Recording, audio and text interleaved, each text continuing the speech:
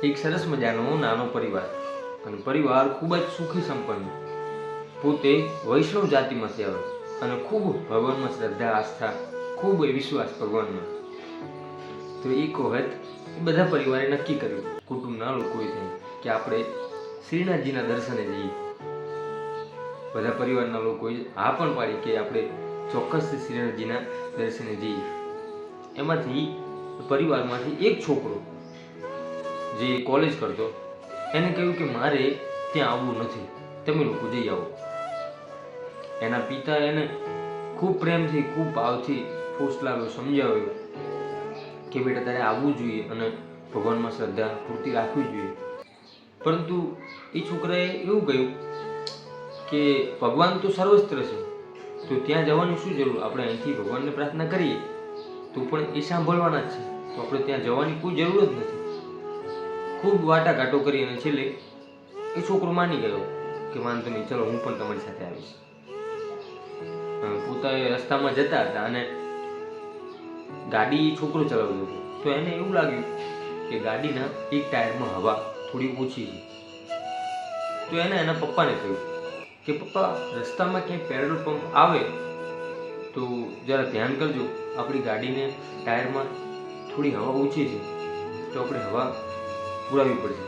ત્યારે એના પપ્પાએ ખૂબ સરસ મજાની વાત કરી, ટીખળપૂર્વક, કે બેટા હવા તો બધે છે, પૂરી લે તારે જેટલી પૂરી એટલી હવા, અહીંયા સર્વત્ર બધે હવા છે જ.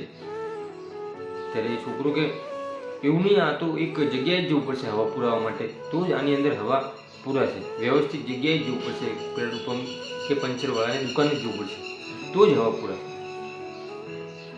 પછી એના બાપે એના દીકરાને સમજાવ્યું કે બેટા ભગવાન સર્વત્ર છે, ભગવાન બધે છે, પણ જો એને પામવું હોય તો એક જ જગ્યાએ આપણે જવું.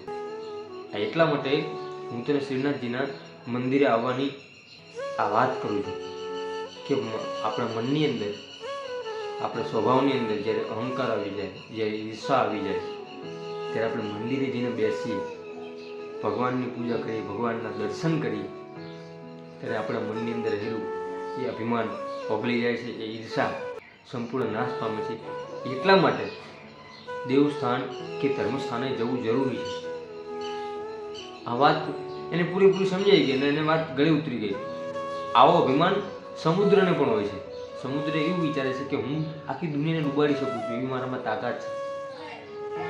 પરંતુ એક તીલનું ટીપું સમુદ્રમાં પડે છે તો આખું સમુદ્ર ભેગું થઈ અને એ તેલના ટીપાને ડૂબાડી શકતું નથી. એટલે આપણે ભગવાનની અંદર પૂજા, પ્રાર્થના, આસ્થા, વિશ્વાસ રાખીએ તો આ ભવસાગર રૂપી દરિયામાંથી આપણું નાવડું ચોક્કસથી એ પાર ઉતારે છે. આવી શ્રદ્ધા જો ભગવાનમાં રાખીએ, આવો વિશ્વાસ જો ભગવાનમાં રાખીએ, તો જીવનની અંદર ક્યારેય કોઈ પણ જગ્યાએથી આપણને નિરાશા, હતાશા કે દુઃખ મળતું નથી. કેવળ ને કેવળ માત્ર ભગવાનની અંદર શ્રદ્ધા, પૂજા, આસ્થા અને એમાં સંપૂર્ણ વિશ્વાસ જો આપણને હોય તો જીવન જીવવાની ચોક્કસથી વધારે મજા આવે છે. દોસ્તો, આ વિડીયોનો સંદેશ તમને કેવો લાગ્યો કોમેન્ટ બોક્સની અંદર જણાવજો.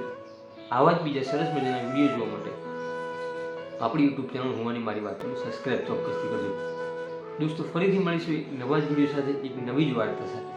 ત્યાં સુધી દરેક દોસ્તો, દરેક મિત્રને મારા જય સીતારામ.